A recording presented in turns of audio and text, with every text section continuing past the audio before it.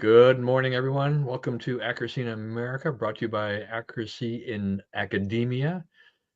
I am your host, Don Irvine, joined by my co-host, Brian McNichol. Good morning, everyone. Hello, despicables and all those things we used to be and still are. Yeah. All right. So this is episode 317. So we're just creeping towards 500. Who knows what? Yeah. I don't know where the end point is. Anyway, so news as always. Let's start. Actually, I want to start off with income taxes and just just what I noticed yesterday. My taxes are filed electronically, and so I'm kind of oblivious to the whole post office. Rush it to the post office on the 15th if you owe the government or the state any money, and and get that in there at the last possible moment, et cetera, et cetera. And my wife yesterday wanted to mail a package of stuff to my son in Utah, and we went to post office number one as we were heading out to a quick dinner, and she walked in there. She's like, "Okay, so our local post office is basically usually manned by one person at the counter and then somebody else in the back, and she's kind of grumpy and she's not really fast." My wife, she stood there for a while and just kind of surveyed things and said, "Forget it." Remembered that we had another post office kind of on our way to where we were going. I'm like, yeah, okay, that's the post office off of Shady Grove Road, which you may have seen. It's a big processing center. Yeah. Uh, I know what you're talking we about. we pulled into there, and it's like, oh, lots of cars here. And then we're starting to think, it's like, oh, wait a minute, it's April 15th, and she wasn't in there terribly long. But so we go and grab our quick bite to eat, and we come back. And as we're passing the post office, the traffic into the post office, now it's not a very big parking lot to begin with. It has now started to back up on Shady Grove Road, Wow. right? Yeah. And I'm like, what's going on here? Yeah. I don't know. I mean, I just been doing electronic filing for so many years that I just like I said, I don't really think about this. I do have visions. You remember how the news, they used to cover the old post office downtown, and they'd have postal workers standing by, and they were just collecting everybody And getting in the there. Merrifield used to have three or four guys standing out there in the Uncle Sam outfits, and then Yeah, all of Lee Highway would be backed up all the way around, and you just hand it to them and move on. yeah, Merrifield's a big post office. I've been there Yeah. before. Bulk mail So center. yeah, Yeah. yeah. So I'm like, wow. It's like there are still some people that are very old school, Yeah. that just have to wait till the last minute. Yeah, I don't know. I mean, I I now mean, I I just wouldn't have be in any hurry to send them any money, no, like, no. I wouldn't either. But you know, I I don't know. I mean, I'm always caught between this thing too. It's like you give it, you turn, you mail it. There's no guarantee it's going where it's getting on the one hand, right? right. You do it electronically, there's still room for error. I mean, there isn't really a perfect system, I guess, unless you actually go, or if you could go to a facility and actually see a clerk and Yeah. get a receipt or whatever immediately for your money. I think Montgomery County for property taxes, I think you can go there in person to pay property taxes, but they've farmed Montgomery County. Besides electronic filing, when you mail in a property tax into Montgomery County, they send it to Philadelphia to some PO box. So they have a servicer that's basically handling all that stuff now. They don't even do it locally anymore. Which Wow. which then begs the question, is like, why are my taxes so high? Right. Well, a lot of times that is a cost cutter, though. Yeah, People that process checks and so forth. yeah. It's like, Better, I mean, because if they work for Montgomery County, pretty soon you're going to have 18 supervisors making 200,000 apiece and 4 workers, and yeah. I everyone mean, waiting in line. right, right. I mean, I grew up, in the part of Montgomery County down in the down Silver Spring area, um, where enough of the area where it was at that time when I was growing up, it was covered. Um, the trash service was taken care for by the county. I guess the leaf collection as such. Before, when I was a kid, at first you could burn leaves before they banned the burning of leaves. But all that stuff was handled by the county. By the time I got to be an adult, and then got married and then moved, to where my first home, just out around the Aspen Hill, Silver Spring area, it now became you had to contract with someone to pick up your trash. I think it's much more efficient, to have a private hauler than to rely on the county. Right. It has I don't know what the effect. Our property taxes are still like this, right? But Right. so you kind of wonder, the governments are, whether or not it's a state or federal, local government, they're all still too big. They all need to be doged. Learn Yeah. from Well, Elon. people need to understand that if you don't live here, okay, Montgomery County defies gravity. It has so many rich people living there, right? That it don't really work there, right? It's the ultimate bedroom community. Virginia is a working suburb. The Virginia suburbs are working suburbs. There's a lot of office space here. There's a lot of building. There's a lot of economic activity. Montgomery County is just a place to live. That's all it is. There's not a whole lot of industry there of any kind. They have a 60,000 acre agricultural preserve. But what they do is they have this huge tax base. So they tax the heck out of other people, and they spend it all on, they have built like an upper middle class there by paying everybody in government exorbitant salaries. Do you get good service? I mean, it's still a clown car. Every time there's a storm, Montgomery's the first to go down and the last to come back up and all that kind of stuff. You have all that stuff working against you, but that's not, people just chunk out the money and they're rich and they don't care. They have cell phone tax. You get taxed, right? How much you use your cell phone. Yeah, no, I mean, it's just, it's absurd, the stuff they do. And there's no limiting principle. There's no amount that they think you shouldn't be taxed. And the people who run the place are all, hardcore left wingers who don't have any problem taxing you into oblivion. Right. I mean, there's so many. I mean, and I've said this before too. There's so many elements in the state of Maryland. From the state government side, when the Democrats run things, when they control all levers of government, about how much they want to, California, our Maryland kind of a thing, right? They want to turn this. They want to turn this into the East Coast of, California. Which Larry Hogan, at least he slowed that train down for 8 years. Wes Moore has picked that thing back up with these huge tax increases that are coming into play, soon. Huge tax increases, and they still are they're 30 billion short or whatever. Yeah. They're still in big trouble over there. Yeah, and Montgomery County, as you've mentioned, I mean, it's just a microcosm of what the state does. I mean, being a very liberal enclave, people here, they don't push back, right? I mean, the voters vote for these clowns. And, there's a handful of us who don't vote for these clowns.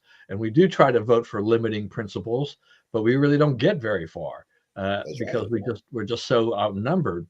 And yet, but I am, I do see occasionally on Neighborhood, on the app, that I think there are people who are probably more moderate to liberal, who are starting to push back a little bit, because everywhere they turn, seems to be a new tax or a new fee. The property tax increase that's coming this year has got people really questioning what are they getting in return. Montgomery County can't just come out and say, well, you voted for gold-plated services, so that's what we're going to give you. No, we didn't. Why do you have so many layers of management in the county, management system? Why do you have so many middle management layers in the school system?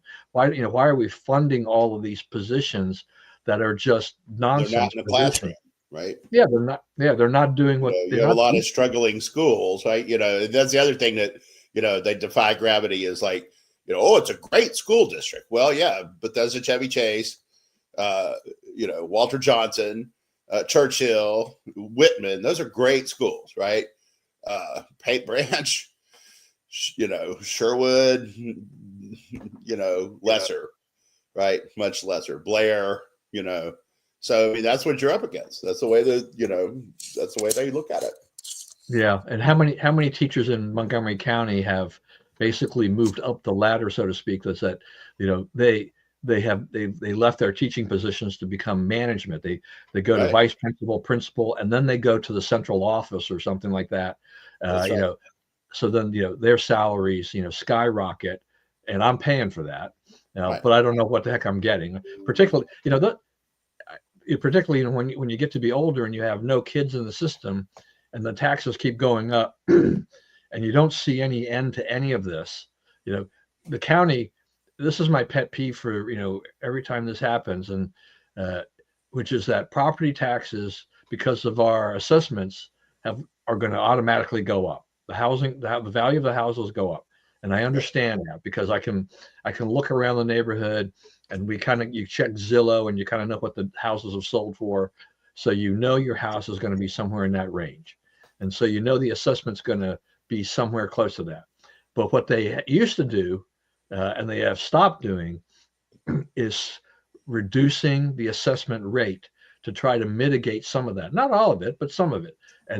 But now they're basically taking all of it, right? Right. If not even trying to think about increasing it. It's like, look, you're already capturing the money from the higher assessments.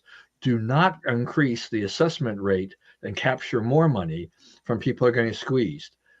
People will leave. Will there be people to replace them?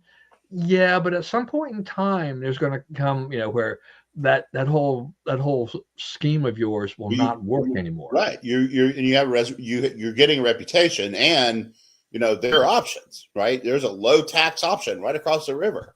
It's equally accessible to your job if you work in DC. You can get there from Virginia as easily as you can get there from Maryland. Right. And I've had people that have been, of working age, others that have been more retirement age, whatever. They've kind of a mix of things. Where have they gone? They have reached their limits, and they've either gone to Virginia or West Virginia. Yeah. Right. They stay close enough that they can get into Maryland if they need to, but they don't have to deal with the hassles of Montgomery County and any other place that they did it. In the state of Maryland, both those states are much friendlier to people on their tax base. Right. I mean, West Virginia has always intrigued me. It's just sort of like, but it's just everything's kind of still spread out. There's not enough.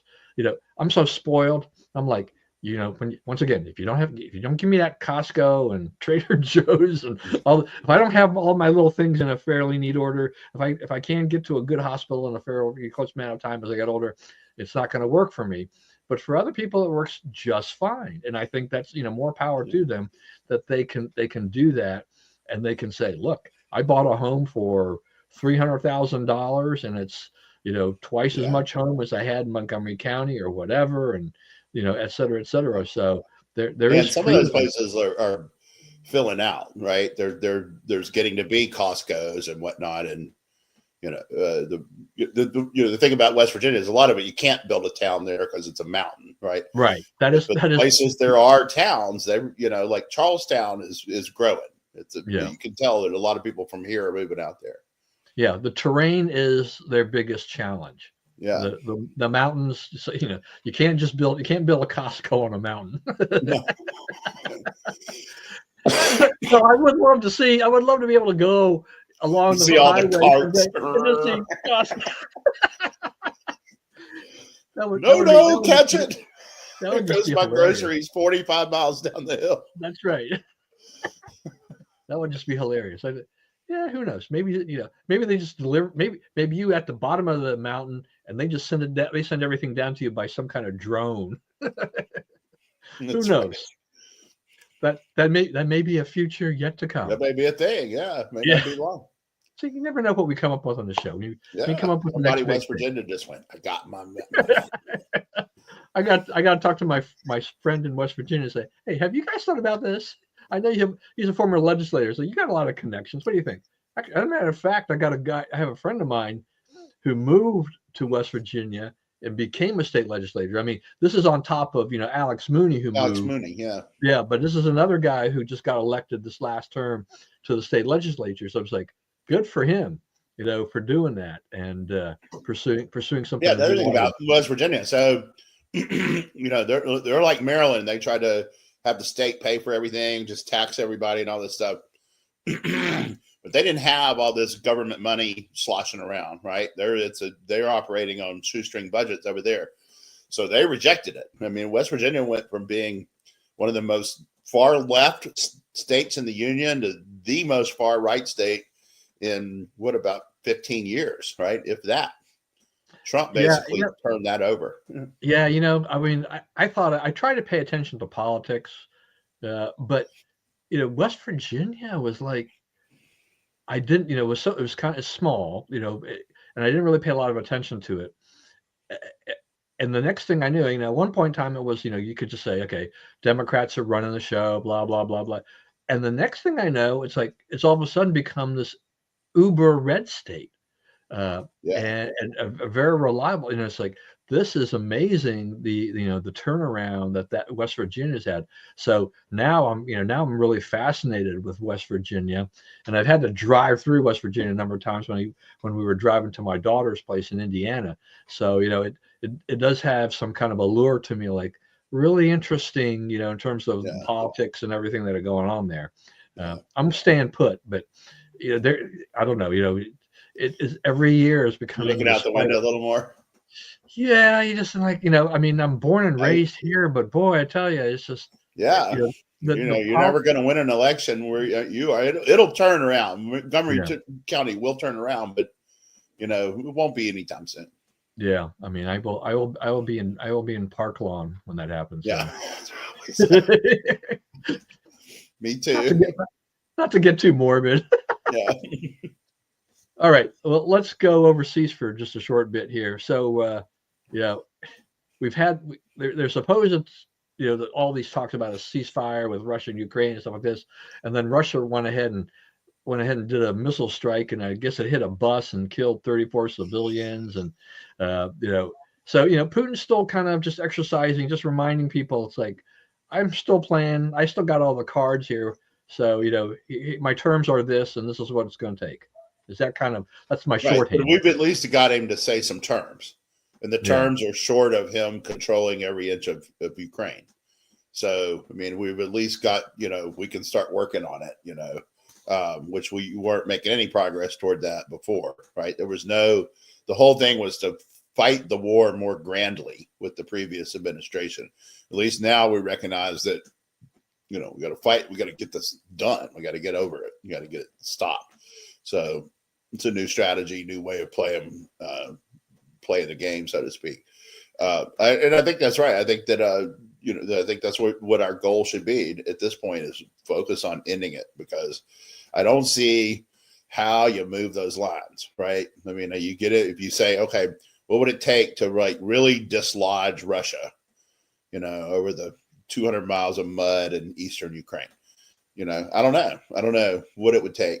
And I don't know that it, you could be talking World War III. Yeah, I mean, is Zelensky? I mean, is he gonna be willing to agree to things? Is he becoming more of a stumbling block here at this point, or? Well, yeah, he's trying to leverage. He backed the wrong pony, right? So he was going to play Europe against us, and Europe told him, it's like, we can't help you with this, right? We'll give you what we got, but we don't have much. The Americans have the soldiers, they have the equipment, they have the firepower. You've got to talk to them. And, he came over here and he acted like a jerk, and he got sit, with his tail between his legs out of the White House. Yeah. So we will continue to monitor the situation. It's a slow moving type of thing, but I mean, the more I think about it, I was thinking about this the other day, the more I think about it, like, what a just colossal dumb move that was on his part, right? All he had to do was play nice, eat lunch, sign his deal, and he'd have had his money, and he'd have had Americans there protecting his interest indefinitely for decades, centuries, right? Because we have to get our hands on rare earth metals and rare earth minerals, and they have them, and we were ready to do it. And he wanted to be a jerk about it, to show that he could be a jerk, and to show the Europeans that he didn't really need the Americans. The Europeans are trying to tell him, yes, you do need them. And so, we're trying to do a thing with a guy who's working against our interests, basically, and he's supposedly our partner in the deal. Yeah, I mean, one of the things about when you're in these type of negotiations and whatnot too is that you have to read the room. Yeah. And right. And that's not, and he didn't do that. I mean, no, if he did, he got it completely wrong. Yeah. He needs some new radar or some evaluation here to be able to figure out how to read a room, because some training, because yeah, he completely misread that situation. That time when he came to the White House, that was a complete disaster for him, I think. Yeah. It didn't pan out the way he wanted to. Yeah, Trump 2.0 was different than Trump 1.0, and that's part of the problem. Much better too. organized, much better.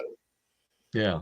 So I think that's also thinking that, someone's thought, oh, I'm just, the U.S. is going to unilaterally, just unequivocally support me. But, we have spent a ton of money.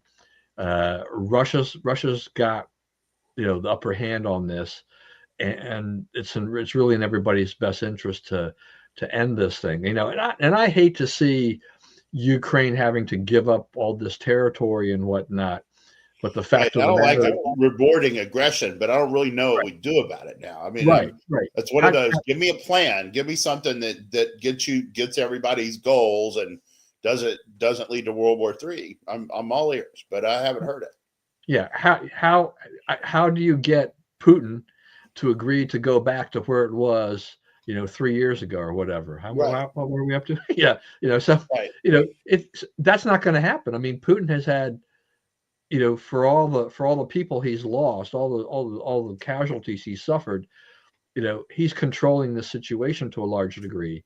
So it's like there's really no reason for him to back off on this, and just it would be good if he would just take what he's got and let's move on. It'll be better for everybody all the way around.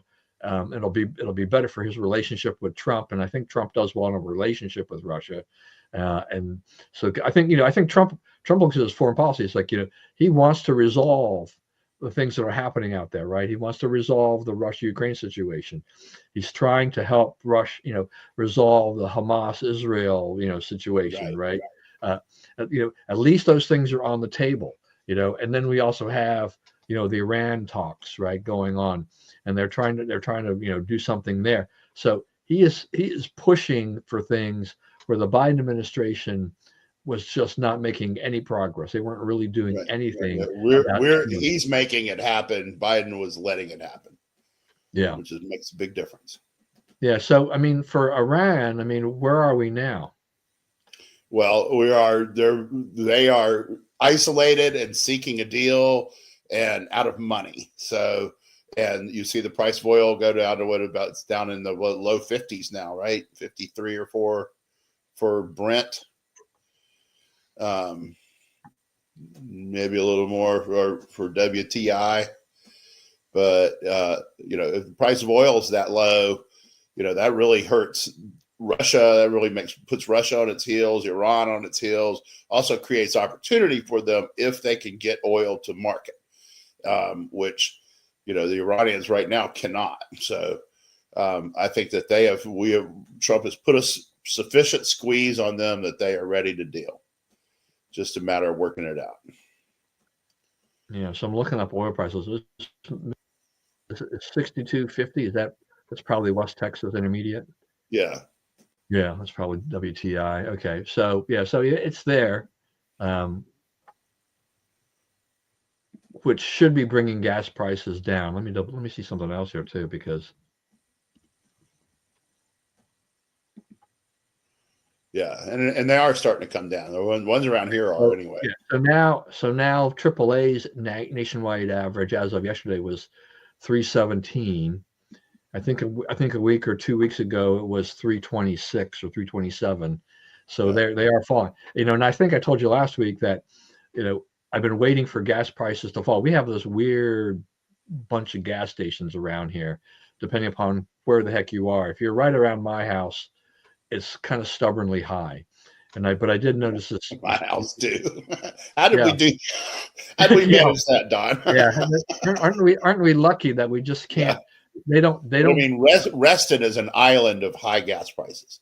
Like if you get 5 miles out of Reston, it's cheaper in any direction. Yeah.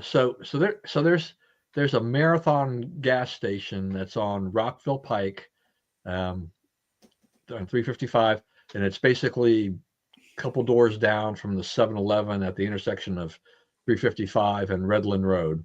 And I don't know if that was station was a Gulf station before or whatever it was before. I don't think it's been a Marathon forever, but they're right around 303, which is a really good price, Yeah. which actually pushes the prices down of the Shell and the 7-Eleven that are around it.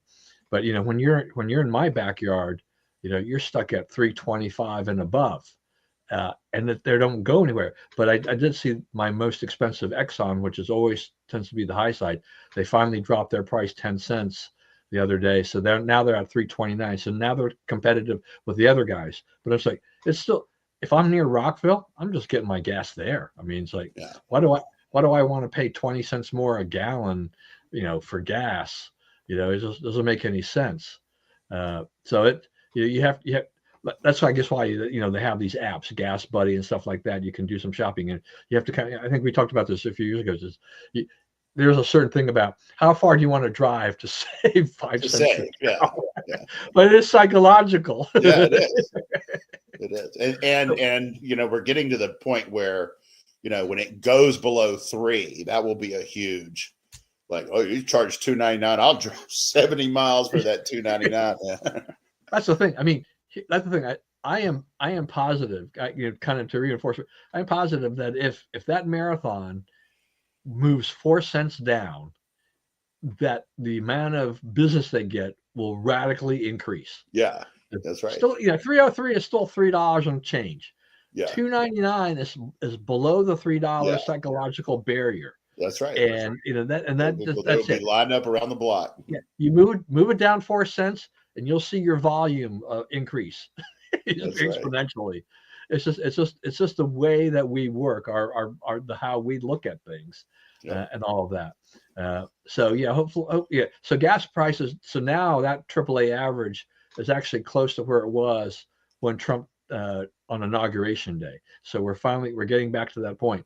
But yeah, for whatever reason, they've moved down kind of slowly. Because as I drive around, I'm like, should have dropped a little bit more than this. But it seems like the stations are trying to hold on to their profits a little bit more so on this turnaround than they have in the past. So yeah, I mean, we're getting there, and it's good that we've got Iran at the table in essence, willing to talk. Once again, we're making it happen. As you said, Biden just let it happen. All of these events.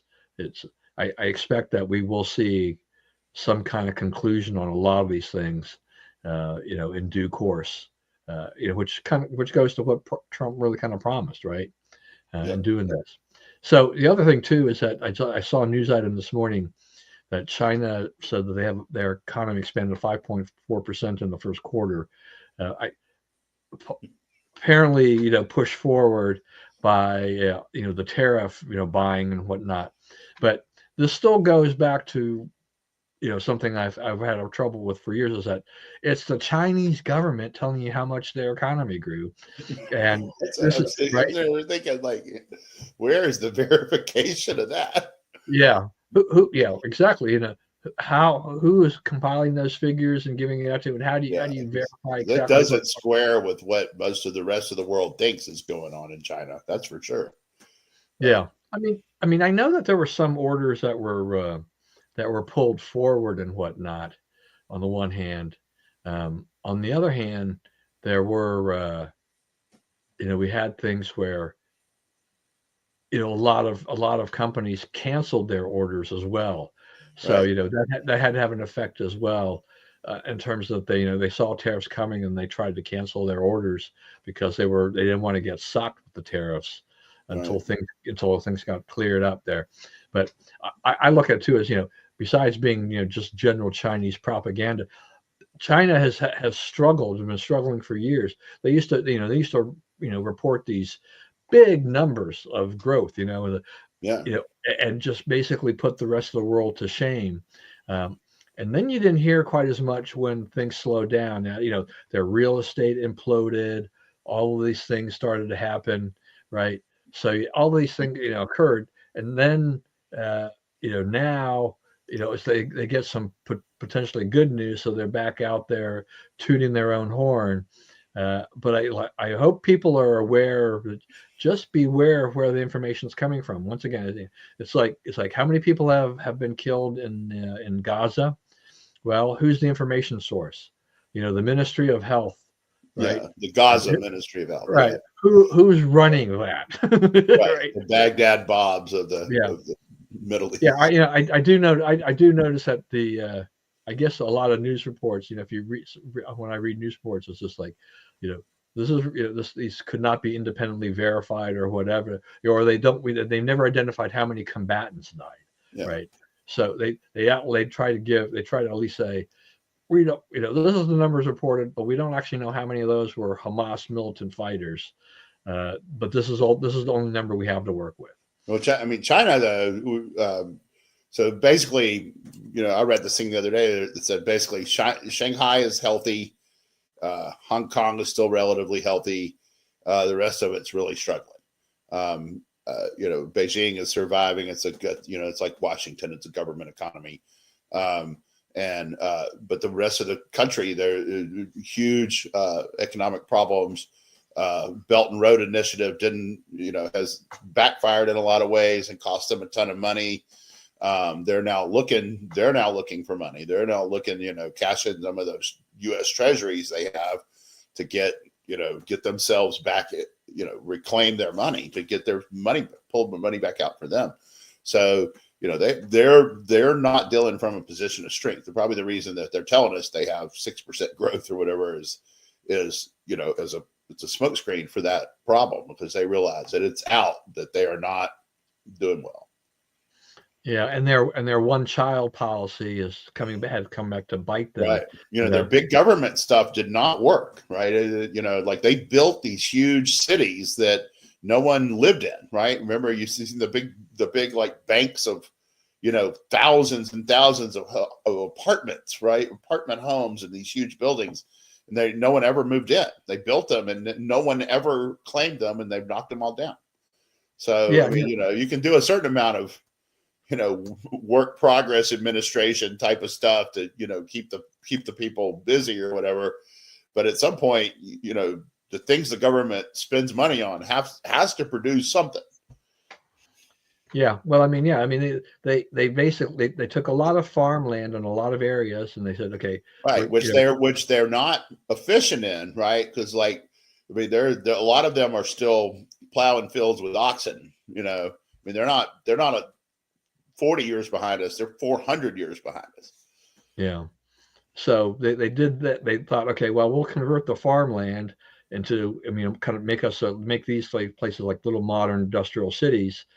And so, like I said, they built all these big apartment buildings, and they sold. They had those companies that went in to sell the apartments, to people, and promise them the moon, the sky, and whatever.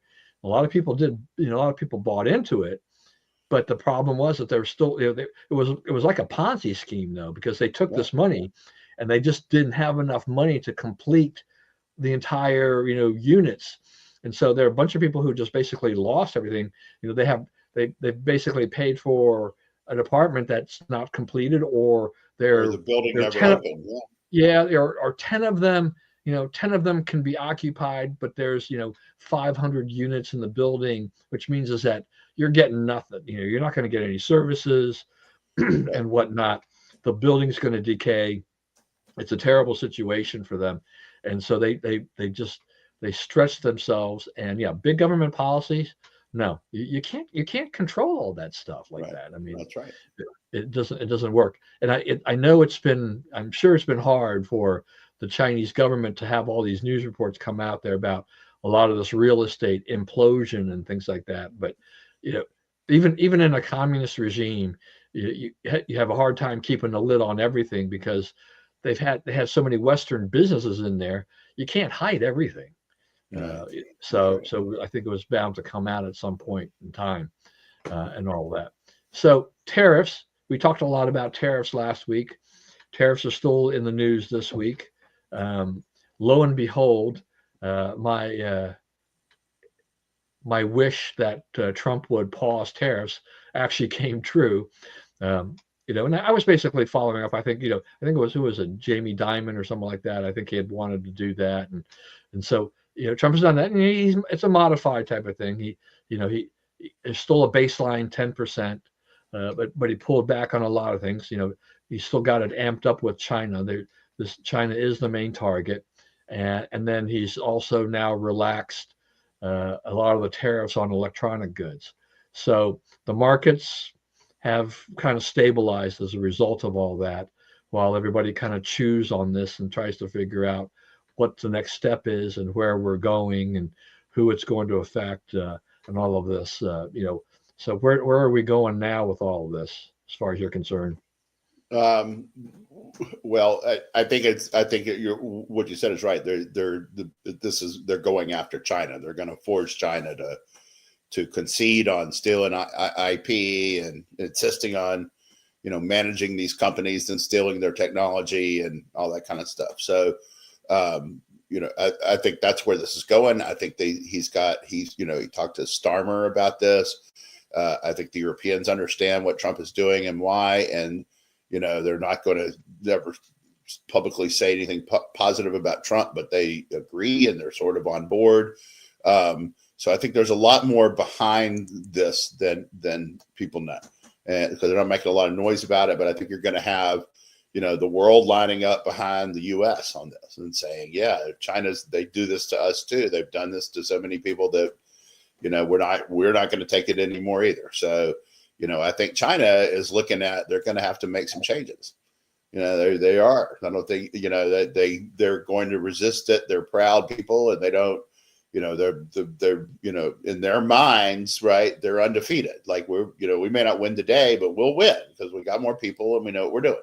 So, we're, you're not they're not an easy adversary to subdue. It's like wrestling. You can get that guy, you can get that one shoulder down, but you can't get that other shoulder down. And that's what they're like. They're not going to put that other shoulder down. You're going to have to force it down on them and make things untenable to a point to where they take some steps to change. They are going to have to change.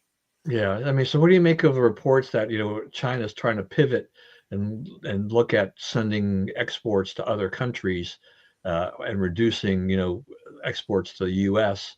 as a result of all this trade war at this point in time? I mean, I think they can only do this for so long, right? Or right. For so much. We're the ones with the money, You can go put it on the shelf in Zimbabwe or whatever, but people ain't going to buy it because they don't have the money, right? We have the money. Well, what happens? I mean, we may have talked about this last week a little bit too. Is part of my concern too is just smaller businesses and others that have sourced things in China. They can't pivot quite as fast to go elsewhere. That's why I think it's good that Trump put this pause on, because at least it gives them a potential for an alternate market without a overly stiff tariff while they sort these things out. Because if you wanted to pivot from China to Vietnam, you were faced with 46%. Well, for a small business, that's still a pretty tough road to hoe, and that not necessarily that Vietnam could produce what they were producing in China, at the drop of the hat. That's part of I think that's always part of the equation here, is that there are some things we can produce here. There are some things I don't think we'll ever produce again here. The cost is just too high. It will take too long to do it. Or growing things, if it comes to crops, our climate, and our terrain, we can grow and produce a certain amount of things, but we can't produce everything. And so therefore we need to import certain things. That's just become part and parcel of our lives now. It's just, bringing in imported fruits and vegetables and things like that, that have kept a lot of those prices lower. But,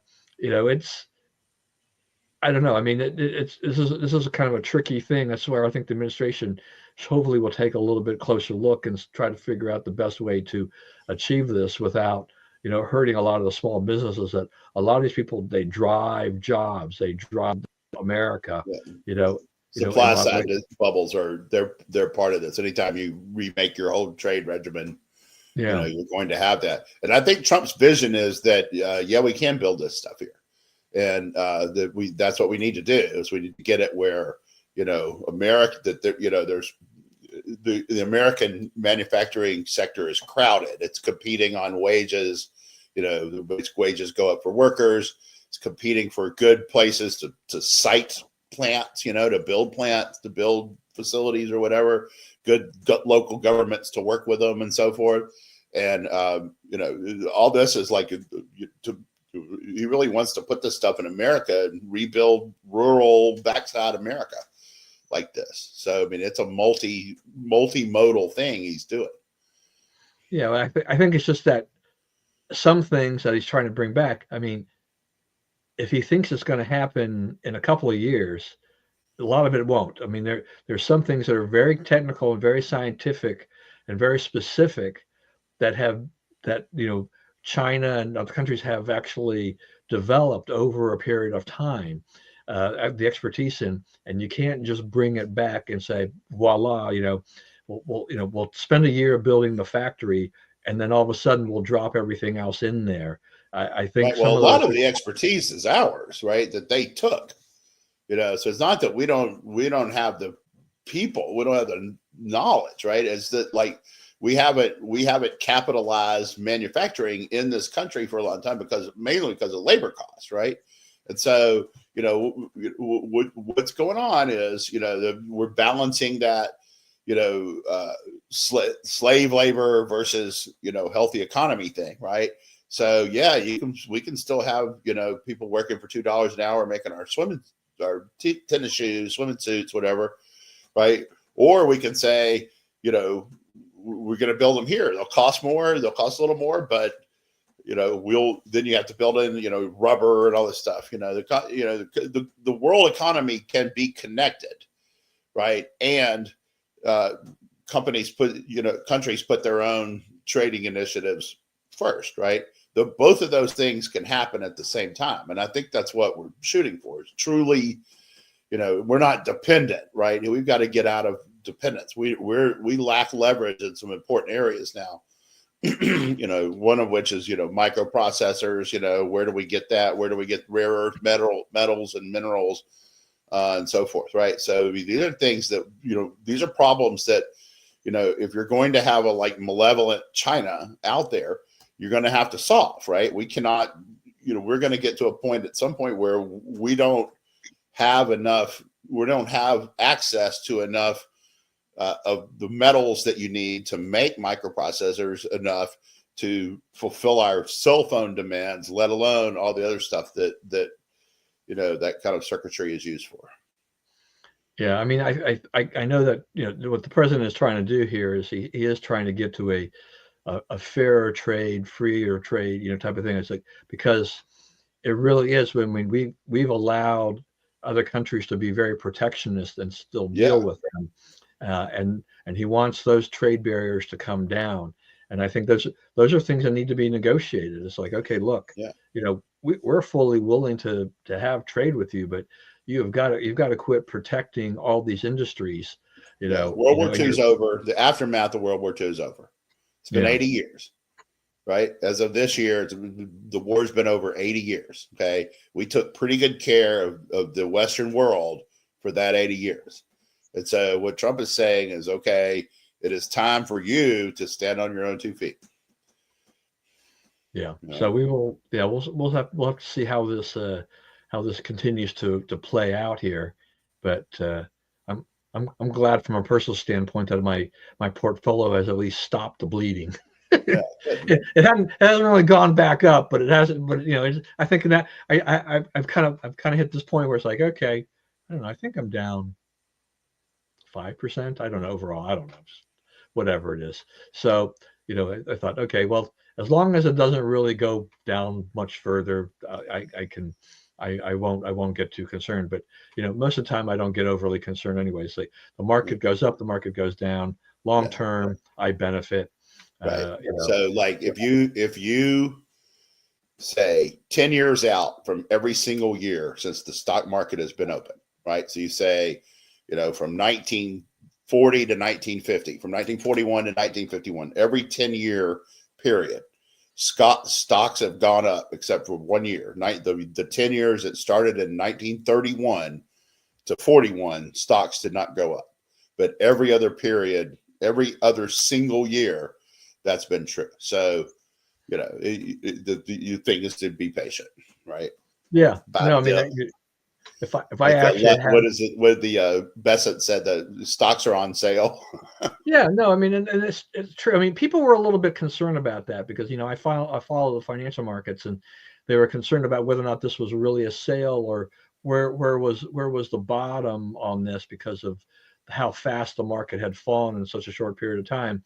Um, and once Trump put a pause on the tariffs, that put a floor on it for the time being at least. And we'll see what happens in roughly 90 days or how many ever days we've got left of this thing. But you know, I, you know, I know that if I'd had, you know, more cash on hand on the sidelines, I would have gone ahead and dipped my toe in there and picked up some of the stuff because I thought the market had been does its traditional unrelenting, unforgiving, just throw the baby out with the bathwater and knock down the prices of some of these companies. I was like, I don't know. I mean, I think there's value in some of these guys of this level. You know, it's an Right. opportunity. Maybe I'll still get another chance at that if I rebuild my cash pile. But until that point in time, and what's happened is that we've had a nice little rebound. Is that short term? Will we see another dip? Maybe. Well, I think It's I think there was a little bit of a brief crisis of confidence, that it was all going to hell in a handbasket. But I yeah. think that's been abrogated. I think most people Yeah. I mean, understand. look, I think if the Trump administration kind of puts forth a a tariff policy that people actually understand and can explain, and they understand why the tariffs are X on this country and Y on that country or whatever, then that's fine. It's they just felt that there was a lack of clarity for them in order for planning and everything like that. So with that, people weren't sure about what they were going to do going forward. So that's why we saw consumer confidence plunge, is because people are like, we're not really sure exactly what's going on here. Even my wife was like, well, maybe we ought to buy some more toilet paper because pulp comes to me. I was like, okay, why not? Yeah. Fine. I mean, you just don't really know what's going to go up or if it's going to go up because it wasn't clear where this, what the policy was really going to be, long term going forward.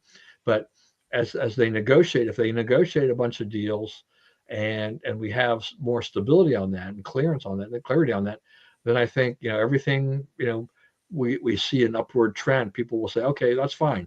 I now have the confidence to go out and buy another refrigerator, another car, or whatever, big ticket items, things that the economy needs to have a boost. Yeah. Do that. So I think short term, yeah, a little bit more pain, but long term, I think that there's still a good things that can come out of all this. Yeah. Uh, I always just felt that Trump doesn't explain things well all the time. He's just a little bit like a bull in a china shop, but that's Trump. Yeah. Trump has his way of doing things. All right. So what about this? So now the other kerfuffle here is Trump and Harvard. So Trump has been after higher education from the get-go, and he had a lot of promises about things, and he's really gone after them. Columbia University said, sure, we want those federal funds, and so we'll pretty much do most of what you want us to do, and to fight anti-Semitism and some of these other things, going on campus. But the Harvard thing has blown up to a bigger one because Yeah. Harvard has decided that they're taking a stand. Yeah. We have our principles. We will defend anti-Semitism. Yeah, We and will there's defend there's a harassing lot Jewish of students. there's a lot of money at stake here for Harvard, Yeah. and they seemingly are willing to give that up, or they're going to fight for it in the court if they have to, right, or something to that Right, effect. right. They're not willing to give it up. They're Yeah, trying to have their cake and eat it too, right? They want to defy Trump's order and keep their money. And I don't think that's going to work out. Right? I think they've already decided they're going to. They've already withdrawn the funds. Right? The government's already told them they're not getting any more money. yeah. But when I was part of my question though is that, I mean, has the administration gone maybe a little bit too far with their demands onto what they want to do? I mean, you can get them to work on certain things within the academy, but it's almost like it almost looks like he wants kind of a complete capitulation on a lot of things that does do are He wants no more DEI programs in colleges. Zero more DEI. Zero more people getting their spot in school, their spot on the faculty, their spot in a certain class or program or whatever based on race. That's what he wants. And like the people who facilitate it, he does not want those departments to exist. So, if you're saying, what do we do about this? It's like, you can't really piecemeal that, right? You either have a DEI department or you don't, because if you have one, those people, they have to do something at work all day, right? They're going to be DEIing something or other. So, if you're saying, we're not going to have racial preferences in any direction at any time in institutions that get U.S. tax dollars, then you can't have that, right? They said you can't have it. You can disagree with it. You can elect his opponent in the next election, but those are the orders, and I don't think, I don't see what the legal challenge to those orders would be. It's pretty clear. Every other school seems to think they have to comply, right? Harvard's the only one that's saying they don't, and all you have to do is, Harvard. What do they have? A $650 million endowment? Just get into your endowment. Just do that. Yeah, I mean, I think part of the thing I think that what they've said about their endowment is just that, and there's going to be some, because I know how I think you know too a little bit how endowments work a lot of times, is that donors will put restrictions on the funds, and so that's how the money's got to be used. But yeah, I mean, if they if they don't, if they're going to fight this, it's going to cost them money, Right. obviously, and it still brings up the bigger question, which I think needed to be asked anyway, with all of these colleges and universities across the country, is that exactly what are we getting for the government research dollars? What is the output? Right. Maybe there are some important things going on there, but it just, when over the years, as I've looked at this, it just seems that, these universities, they live for this research money. They think that this is Right. a right for them, that they deserve to get it, and they count on it heavily to run the school. Right. And They're not, like, for instance, in climate, right? You're not getting one of those grants if you say, I don't believe the hockey stick, right? I don't believe anthropogenic global warming has little or anything to do with the temperature on Earth, right? You're not getting a grant. You're only getting a grant to confirm the other view, right? If your science is headed in the other direction, you'll simply be turned down. So they're basically buying the science they want and excluding the science they don't. So from that standpoint, we're not getting a lot. And obviously, the entire public health edifice, completely embarrassed itself during COVID, covering up possible cures, focusing only on prevention and not on cures when, you knew that 95% or so of the people were going to have it. I think we're up to 93% in the United States now have had it. So, you should have been telling us how to treat it. You shouldn't have been telling us how to prevent it, because you weren't going to prevent it anyway, right? You could try to keep the old people out of the way, but the rest of society, we needed to be out, right? Every recommendation you gave us was counter to what we actually should have been doing. So, you cannot put a lot of faith, hope, or tax dollars into the people who gave us those conclusions. I think, and I think there's one of the things Trump's doing that I think, sort of under the radar right now, but really making a lot of difference, is they are cleaning house at the public health agencies. They are emptying them out of the yes men who caused us so much angst during COVID. Yeah, and maybe I'm painting too broad a brush with higher education, but to me, higher education in general is a racket. I mean, they are sustained. They're sustained with, we're trying to get Marty signed up for college. Believe me, brother, I am with you on these findings. Yeah, between student loans and this research thing, and all this. I mean, these are things that prop up these institutions, that keep them going. And that's how do you? And then they have these huge endowments, which I think you and I and a lot of conservatives will question. Is like, what's that money really going for? I mean, luckily, we've seen, it hasn't been a good year for the Ivy League. They've had a lot of trouble trying to defend themselves because they've allowed the anti-Semitism to rage on campus, creating a whole nother issue with, right. Before that, they were selling out to they had all the Confucius Institutes. Yeah. Right. I mean, they don't care about American values at all. They'll take anybody's money and do any perverted stuff those people ask for. So first of all, some kind of moral or patriotic line in the sand would be nice. Yeah, and I want the liberals to answer me a question about if an American went, and I think we've already seen some evidence of this. If they went to Venezuela and denounced the Venezuelan government, what would happen to them, right? Yeah. Do they have a right? Do they have a right to be there? I mean, you get to do it once. Yeah. Right. If you went to Iran, if you went to those countries, I mean, at least with these, these guys that that we're taking in, we're saying look, I don't care if we've given you a permanent resident card or you've got a visa or whatever. It's look, you are now fomenting these ideals that are anti-American. You're raising a ruckus here against the United States of America.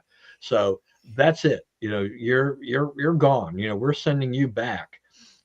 This is, we're actually, in that sense, we're actually being gentle, because in other countries, you would disappear. Yeah, that's right.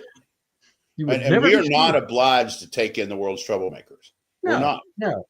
No, I mean, the more I thought about this too, it's just I thought, okay, so, it's okay for us. I mean, we should just welcome anybody to come into our country and give them, some status so they can go and do nothing but, make fun of our country, deride and criticize our government and tell us how bad we are. Yeah. Intimidate students going to class, Yeah.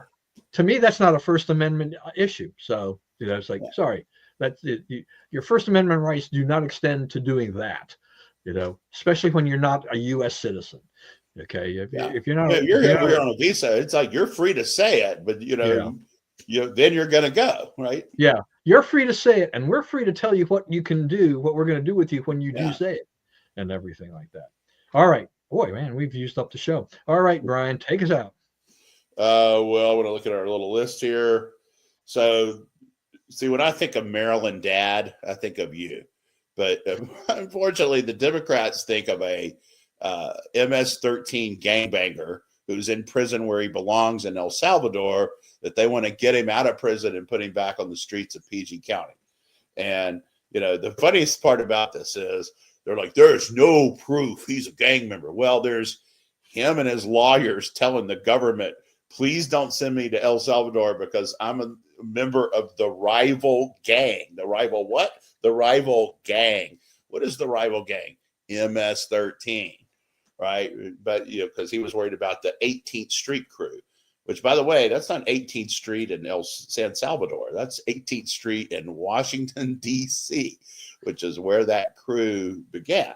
So they were part of, the, what's his name, who just died, Rayful Edmonds' crack wars, right? So, I mean, he's right where he wants to be. He's not coming back. They don't, Judge Zenas will just have to be satisfied with that because it's not going to change. Yeah, look, that's really a good point about all of this. That I think you made an excellent point there, because it's if you're trying to say he's not a gang member, but he's under protection order that if you send him back, the gangs may kill him because of certain things. It's like, then there's, it's a little bit like, I don't know, how do you exactly square all of that? Yeah. Please, I want to know explanation to that. It was kind of funny to have, McKelly here. It's like, hey, I can't do anything about it. I'm not going to do a thing about this. Yeah. That would be sneaking him into the country. That's against the law. It's like, I don't have to listen to the Supreme Court of the United States. I'm running El Salvador. And that's different. Let's see what I'm saying. Cory Booker. So, they like gimmicks, bells and whistles. So Cory Booker's moved up. I guess he's one of their top people. He surged up to a whole 11%. Whoopee! Yeah, here's the serious conversation is, who are they going to run? Because right now the favorites are Cory Booker and AOC. Bernie would like to be part of it. In this particular poll, Kamala was in the poll. She was a leader in this poll. Yeah. Of all things. That's because they haven't been seen a real alternative. Which makes you question the poll. Yeah, that's right. Maryland man, White House received. Okay, so AP is not going to get into the briefing room until they say Gulf of America, right? Trump doesn't. You go cover the Washington Post. You go cover the Nationals, right? And you can try to sit in the seat they gave the Washington Post and see what happens. All right. People, the person putting on the event decides where everybody sits to cover it. That is absolutely the way everybody who's issuing credentials does it. Right. Some of them say, okay, you're all just standing in this area. Right. But if there are seats, they assign the seating. Right. So that, the Washington Post guy is not in the back row and the Daily Reader of Laurel, Maryland is not in the front row, right? They get that straightened out. So, they have no grounds to stand on to be in there. They need to just call the thing Gulf of America. That's what Trump called it. Their only fight, if Biden had done it, they would be talking about what a statesman-like and wise move it was. All right. Thank you, everyone, for joining us today. Please, as always, stay safe and stay well. Remember, we live in the greatest country in the world. Do not let anyone tell you otherwise. And as always, please, God bless America. And we will see you again next week. Signing off is the Maryland Dad. Yep. Happy Easter. Happy Easter. That's right. Happy Easter. We got Easter coming up. All right. We'll see you next week.